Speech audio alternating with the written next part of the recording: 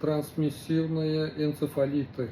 Это клещевой, весеннолетний, боррелиоз, комариный японский, австралийский долиной Муррея и американский Сент-Луи. Вирусные, без четкой сезонности. Полисезонные энцефалиты. Это энтеровирусные коксаки и эсна, герпетические, гриппозные и при бешенстве. Вызванные неизвестным вирусом энцефалиты – это эпидемический энцефалит А, эконома. Группа Б – микробные и рикетсиозные. При нейросифилисе – сыпные тифи. Энцефалиты вторичные, вирусные энцефалиты. При коре, ветряной оспы, краснухи. Поствакцинальные энцефалиты, вызванные вакцинами АКДС, антирабической, микробные и рикетсиозные энцефалиты.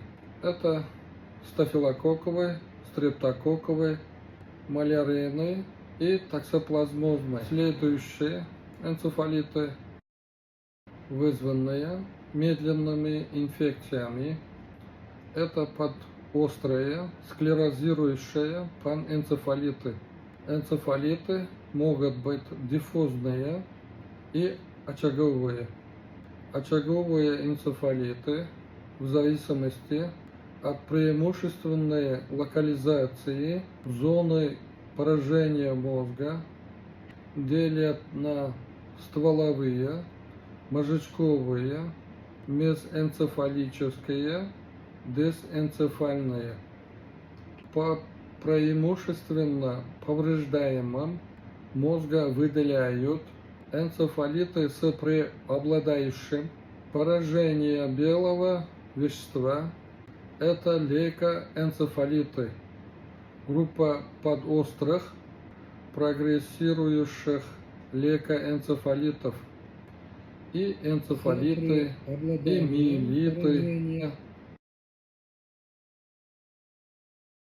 серого вещества, это полиэнцефалиты и полиомиелиты. К примеру, эпидемический летаргический энцефалит, острый полиомиелит. Энцефалиты с диффузным поражением головного мозга называются панэнцефалитами.